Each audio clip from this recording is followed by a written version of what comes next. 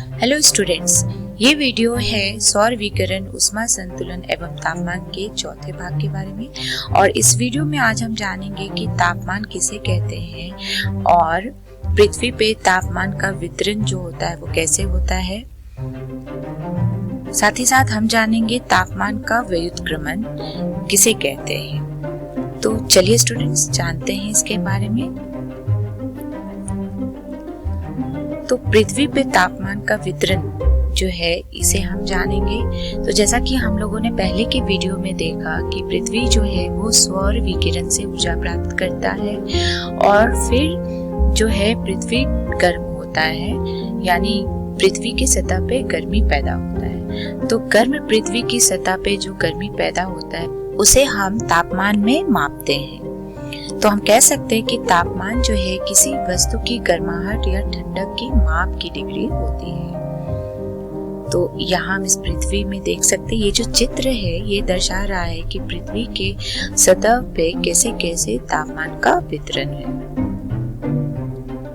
तो यहाँ हमने जाना कि तापमान किसे कहते हैं। तो जैसा कि हम जानते हैं कि पृथ्वी की सतह पे जो है वो अलग अलग स्थानों पे ऊर्जा जो प्राप्त होती है पृथ्वी को वो अलग अलग होता है, इसीलिए हम पृथ्वी पे भिन्न तापमान देखने को मिलता है। तो यहाँ कुछ कारक होते हैं जो इस तापमान के वितरण को नियंत्रित करते हैं। तो ये पहला महत्वपूर्ण कारक जो है वो है जगह का अक्षांश, यानी कोई भी जगह वो किस अक्षांश पर स्थित है ये नियंत्रित करते हैं उस स्थान के तापमान को। और दूसरा महत्वपूर्ण कारक है जगह की उत्तुंगता, यानी जगह जो है वो कितनी ऊंचाई पर स्थित है। तीसरा महत्वपूर्ण जो कारक है वो है किसी स्थान का समुद्र से दूरी, यानी जो स्थान है वो समुद्र से कितने दूरी पर स्थित है, ये भी नियंत्रित करता है उस स्थान के तापमान को। और चौथा महत्वपूर्ण कारक जो है वो है वायु संहति, जिसे हम कहते हैं एयर मास। और पांचवा महत्वपूर्ण कारक है वो है महासागरीय धाराएं,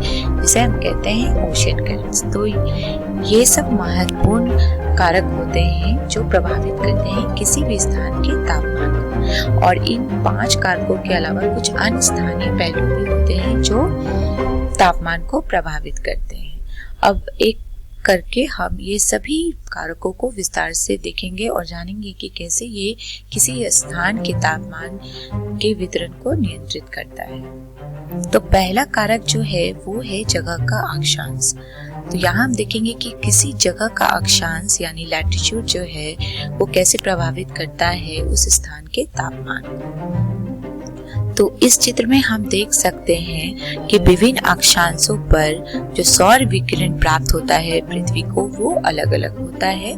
यानी अगर हम ध्रुव पे देखेंगे तो यहाँ पे तिरछी सूर्य की किरणें पड़ती हैं जो व्यापक क्षेत्रों को कवर करती हैं, जिसके कारण यहाँ पे जो है कुल सूर्य ताप जो मिलता है पृथ्वी की सतह को वो कम होता है, क्योंकि यहाँ पे तिरछी सूर्य की किरणें पड़ती हैं और इन सूर्य की किरणों को बहुत अधिक गहराइयों से गुजरना पड़ता है वायुमंडल के, और इसके गुजरने के दौरान जो है बहुत सारी ऊर्जा जो है उनका ह्रास हो जाता है, क्योंकि यहाँ पर अवशोषण, प्रकीर्णन एवं विसरण होता है।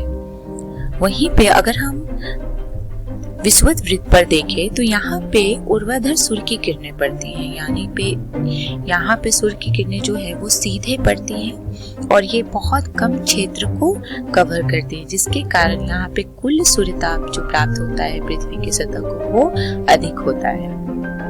तो यहाँ हम देख सकते हैं कि कैसे विभिन्न अक्षांशों पे सौर विकिरण जो है वो अलग अलग पड़ते हैं, यानी सूर्य ताप जो है वो अलग अलग अक्षांशों पे अलग अलग होता है। इसीलिए जो स्थान विषुवत वृत्त पर स्थित होते हैं वहां पे तापमान अधिक होता है, जबकि ध्रुवों के पास स्थित स्थान जो होते हैं वहां पे तापमान जो है वो कम होता है। तो यहाँ हमने देखा कि अक्षांश जो है किसी जगह का वो कैसे प्रभावित करता है उस स्थान के तापमान को। अब यहाँ हम देखेंगे कि किसी जगह का जो है उत्तुंगता, यानी वो कितनी ऊंचाई पर स्थित होता है, ये भी उस जगह के तापमान को प्रभावित करता है। तो अगर हम ऊंचे स्थान में देखेंगे तो वहाँ पे तापमान कम होता है। यानी जैसे जैसे हम पृथ्वी की सतह से ऊपर जाते हैं, यानी समुद्र तल से ऊपर जाते हैं, वैसे वैसे तापमान जो है वो कम होते जाता है। तो हम कह सकते हैं कि जो स्थान समुद्र तल के हाइट पे स्थित होता है वहाँ पर जो तापमान है वो अधिक होता है, जबकि हम जैसे जैसे ऊपर जाते हैं तो तापमान कम होता है। इसीलिए जो ऊंचे स्थान होते हैं, जो ऊंचाई पर स्थित होते हैं, वहाँ का तापमान कम होता है। अब हम सोच रहे होंगे कि तापमान जैसे जैसे ऊपर हम जाते हैं वो घटता है, तो आखिर ये तापमान किस दर से घटता है। तो जैसे जैसे हम 100 मीटर की ऊंचाई पे बढ़ते हैं तो जो तापमान है वो प्रत्येक 1000 मीटर की ऊंचाई पर जो तापमान है वो 6.5 डिग्री सेंटीग्रेड की दर से कम हो जाता है, और इसे हम कहते हैं सामान्य ह्रास दर यानी नॉर्मल लैप्स रेट। तो यहाँ हमने देखा कि कैसे किसी जगह की उद्दुमता जो है वो प्रभावित करते हैं उस स्थान के तापमान को। अब जो तीसरा महत्वपूर्ण कारक है वो समुद्र से दूरी, यानी कोई भी स्थान जो है वो समुद्र से कितने दूरी पर स्थित है, ये उस स्थान के तापमान को नियंत्रित करता है। तो जैसा कि हम जानते हैं कि स्थल जो है वो जल्दी गर्म हो जाता है और साथ ही साथ वो जल्दी ठंडा भी हो जाता है, जबकि समुद्र सतह जो है उसकी विशेषता है कि वो जल्दी गर्म नहीं होती है, और जब गर्म होती है तब वो जल्दी ठंडा नहीं होता है। तो ये जो विशेषता है समुद्र तल का, इसके कारण हमें समुद्र की सतह या समुद्र के पास जो है वो तापमान में बहुत अधिक भिन्नता देखने को नहीं मिलता है। तो ये किस तरह होता है इसे हम जानेंगे। तो जो स्थान जो है समुद्र के निकट स्थित होता है वहाँ पे समुद्र समीर, जिसे हम सी ब्रिज कहते हैं, और स्थली समीर, जिसे हम लैंड ब्रिज कहते हैं, वो वहाँ के तापमान को नियंत्रित करता है। जैसे अगर हम देखें तो दिन के समय में जब स्थल ज्यादा गर्म हो जाता है, समुद्र सतह से अधिक जल्दी गर्म हो जाता है, तब ये गर्म हवा जो है वो समुद्र सतह की ओर बहता है, और फिर यहाँ से समुद्र समीर बहता है, जिसके कारण जो स्थान होते हैं उसका तापमान जो है वो नियंत्रित हो जाता है, यानी वहाँ पे तापमान अधिक नहीं हो पाता। इसी तरह अगर हम रात में देखेंगे, भूमि जो है वो जल्दी ठंडा हो जाता है, और उसके बाद वहाँ से स्थली समीर चलना शुरू होता है समुद्र सतह की ओर, और फिर यह समुद्र सतह जो है जो गर्म होता है भूमि सतह के अपेक्षा, वहाँ से गर्म हवाएं चलना शुरू हो जाते हैं जो इस स्थान के तापमान को नियंत्रित करता है। तो यहाँ हम देख सकते हैं कि कैसे जो स्थान समुद्र के निकट होते हैं वहाँ पे समुद्र समीर और स्थली समीर चलते हैं, जिसके कारण उस स्थान का तापमान जो है वो नियंत्रित होता है। और हम कह सकते हैं कि समुद्र के पास के स्थानों में समुद्र से दूर रहने वाले स्थानों की तुलना में मध्यम तापमान पाया जाता है। तो यहाँ हमने देखा कैसे समुद्र से दूरी जो है वो प्रभावित करते किसी भी स्थान के तापमान को। अब हम देखेंगे चौथा महत्वपूर्ण कारक जो है वायु सन्निधि, जिसे हम कहते हैं एयर मास। तो वायुमंडल में हम दो प्रकार के वायु सन्निधि देखते हैं। जो पहला है वो है कोष्ण वायु सन्निधि। तो जो भी स्थान इस कोष्ण वायु सन्निधि के प्रभाव में आते हैं उस स्थान का तापमान जो है वो अधिक होता है। इस कोष्ण वायु सन्निधि को हम वार्म एयर मास भी कहते हैं। और दूसरा वायु सन्निधि जो होता है वो होता है शीत वायु सन्निधि। तो जो भी स्थान शीत वायु सन्निधि के प्रभाव में आता है उस स्थान का तापमान जो है वो कम हो जाता है। तो ये वायु सन्निधि भी नियंत्रित करते हैं किसी भी स्थान के तापमान को। अब चौथा महत्वपूर्ण कारक है महासागरीय धाराएं। तो जब हम महासागरीय धाराएं की बात करेंगे तो ये दो प्रकार की धाराएं होती हैं, एक गर्म महासागरीय धारा और दूसरा जो है वो है ठंडा महासागरीय धाराएं। तो यहाँ हम देख सकते हैं ये जो लाल रेखाएं हैं ये गर्म महासागरीय धाराएं को दर्शा रहे हैं। तो गर्म समुद्र की धाराएं जो होते हैं उनके पास जो भी तटे होते हैं या जो भी स्थान होते हैं उनका तापमान अधिक होता है, जबकि अगर हम ठंडे समुद्र की धाराओं के पास देखें तो यहाँ पे स्थित तटे और स्थान जो है उसका तापमान कम होता है। तो इस तरह महासागरीय धाराएं किसी भी स्थान के तापमान को नियंत्रित करते हैं। आइए अब यहाँ हम देखते हैं कि पूरे विश्व में तापमान का वितरण कैसे होता है। तो जनवरी और जुलाई में तापमान के वितरण का जब हम अध्ययन करते हैं तो हमें पूरे विश्व में तापमान वितरण के बारे में पता चलता है। और तापमान वितरण को हम संताप रेखाओं द्वारा दर्शाते हैं। तो जैसा कि हम इस चित्र में देख रहे हैं, ये सीधी रेखाएं जो हमें दिख रही हैं काले रंग की, ये संताप रेखाएं होते हैं। तो संताप रेखाएं जो होते हैं वो समान तापमान वाले स्थानों को जोड़ते हैं। और समान प्रवृत्ति में तापमान का विचलन विशेष रूप से उत्तरी गोलार्ध में जुलाई की अपेक्षा जनवरी में अधिक स्पष्ट होता है। और हमें ये जो संताप रेखाएं हैं इनमें हमें भिन्नता दिखाई देती है उत्तरी गोलार्ध में अधिक, क्योंकि यहाँ पे जो है भूभाग अधिक होता है दक्षिणी गोलार्ध के अपेक्षा। इसीलिए उत्तरी गोलार्ध में भूसंहति और समधारा का प्रभाव स्पष्ट दिखता है। तो ये जो दिख रहे हैं ये संताप रेखाएं हैं। और जनवरी में संताप रेखाएं जो है महासागर के उत्तर और महाद्वीपों पर दक्षिण की ओर विचलित हो जाते हैं उत्तरी गोलार्ध में, जैसा कि हम यहाँ देख सकते हैं। और इसे उत्तरी अटलांटिक महासागर पे देखा जा सकता है। और यहाँ हम देख सकते हैं कि संताप रेखाएं जो है यूरोप में दक्षिण की ओर मुड़ जाते हैं। तो ये एक पैटर्न होता है संताप रेखाओं का, क्योंकि यहाँ पे तापमान जो है भूस्थल में और समुद्र में भिन्न होता है, जिसके कारण ये जो संताप रेखाएं कुछ इस तरह हमें देखने को मिलता है। जबकि दक्षिण गोलार्ध में जहाँ पे अधिकांश भाग समुद्र से ढका हुआ है वहाँ पे ये संताप रेखाएं जो हैं अक्षांश के समांतर पाए जाते हैं। तो यहाँ हमने देखा तापमान का वितरण दक्षिण गोलार्ध और उत्तरी गोलार्ध में जनवरी महीने में कैसा होता है। अब हम अध्ययन करेंगे कि जनवरी महीना में कितना तापमान पाया जाता है पूरे विश्व में। तो अगर मासिक तापक्रम देखें तो विषुवत रेखीय महासागरों पे 27 डिग्री सेंटीग्रेड से अधिक होता है, जबकि उष्ण कटिबंध में यही तापमान 24 डिग्री सेंटीग्रेड से अधिक होता है। और मध्य अक्षांशों पर ये 2 डिग्री सेंटीग्रेड से 0 डिग्री सेंटीग्रेड तक पाया जाता है यहाँ मध्य अक्षांशों पर। जबकि यूरेशिया के आंतरिक भाग में -18 डिग्री सेंटीग्रेड से लेके -48 डिग्री सेंटीग्रेड तक दर्ज होता है। यहाँ जो हमने यहाँ पे देखा है यूरेशिया के आंतरिक भाग में। तो ये था तापमान का कैसे जो है वितरण होता है जनवरी महीने में उत्तरी गोलार्ध में और दक्षिणी गोलार्ध में।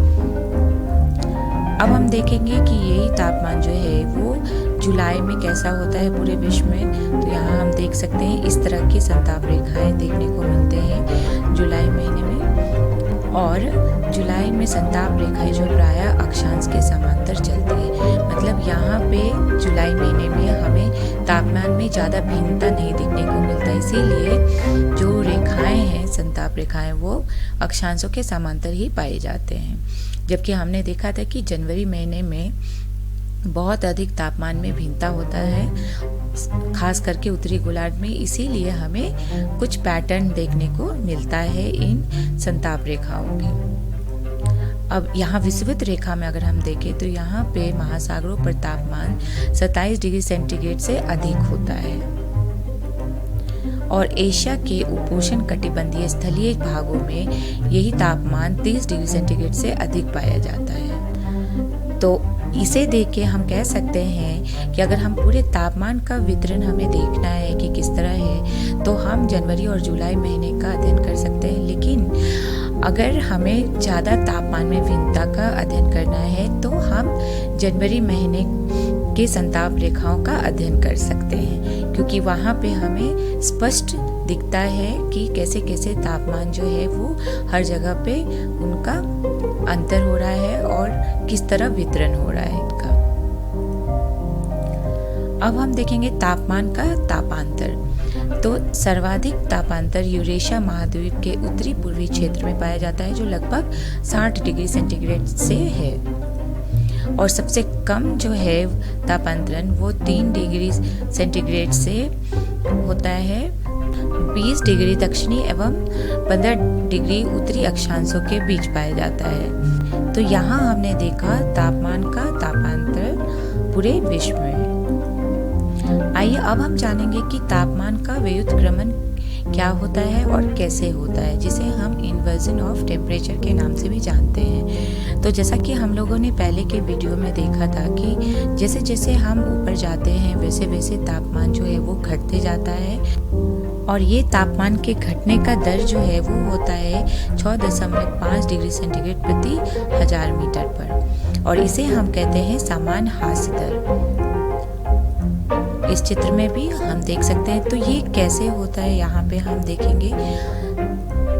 तो ये है सामान्य स्थिति जहाँ पे गर्म हवा जो है ऊपर उठ रही है, जैसा कि हम देख सकते हैं, और ये गर्म हवा के ऊपर जो है हम देख सकते हैं ठंडी हवा की परतें होती हैं, और उसके ऊपर सबसे ठंडी हवा की परतें होती हैं। तो ये सामान्य स्थिति पाया जाता है वायुमंडल में। लेकिन यहाँ हम देख सकते हैं, लेकिन कभी कभी जो है स्थिति जो है कुछ दूसरे तरह के होते हैं, यानी ये गर्म हवा जो है जो ऊपर उठते हैं वो बाधित हो जाते हैं और वो ऊपर नहीं उठ पाते, क्योंकि उनके ऊपर जो है ठंडा हवा की जगह गर्म हवा के परतें होती हैं, जैसा कि हम यहाँ देख सकते हैं।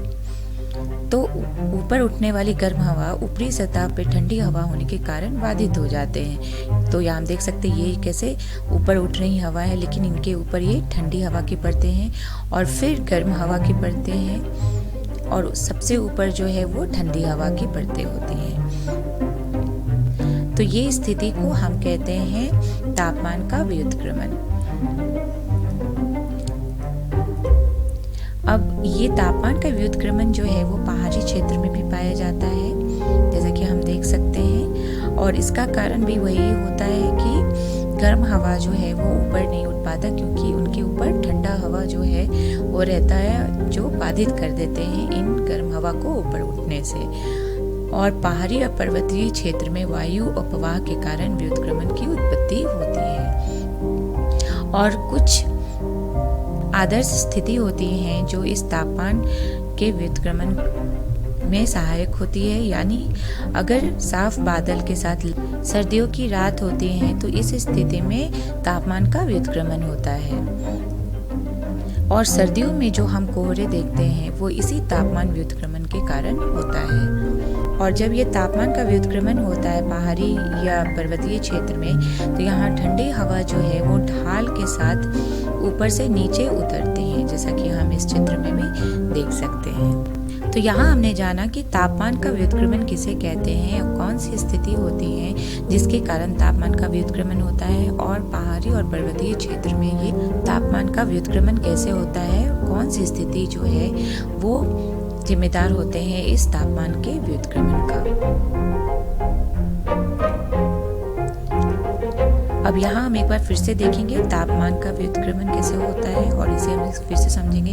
तो जैसा कि हमने बताया कि ये जो है ये स्थिति जो है सामान्य स्थिति है, जिसमें गर्म हवा जो है ऊपर उठता है और गर्म हवा के ऊपर जो है वो ठंडी हवा पाया जाता है। इसीलिए संवहन के कारण ये जो है ऊर्जा का संचार करते जाते हैं और ऊपर उठते जाते हैं, जैसा कि हम यहाँ देख सकते हैं। लेकिन कभी कभी क्या होता है कि गर्म हवा जो ऊपर उठते हैं वो अवरोधित हो जाते हैं, क्योंकि उनके ऊपर जो है ठंडा हवा का परत पाया जाता है, जैसा कि हम इस चित्र में देख सकते हैं। और इसके कारण जो है तापमान का व्युत्क्रमण होता है, यानी ऊपर उठती गर्म हवा का प्रवाह ठंडी हवा से बाधित हो जाता है। और यही एक प्रमुख कारण होता है जो हम देखते हैं कोहरा के रूप में सर्दियों में, यानी तापमान का व्युत्क्रमण के कारण ही कोहरे का निर्माण होता है। तो इस वीडियो में हम लोगों ने सीखा कि तापमान किसे कहते हैं और पूरे पृथ्वी पे तापमान का जो है वो वितरण कैसे होता है। साथ ही साथ हमने जाना कि तापमान का व्युत्क्रमण किसे कहते हैं। संदर्भ के लिए हम देख सकते हैं एनसीईआरटी बुक भौतिक भूगोल के मूल सिद्धांत। अगले वीडियो में हम देखेंगे कुछ अभ्यास प्रश्न जो इस अध्याय पे आधारित हैं। तब तक के लिए धन्यवाद।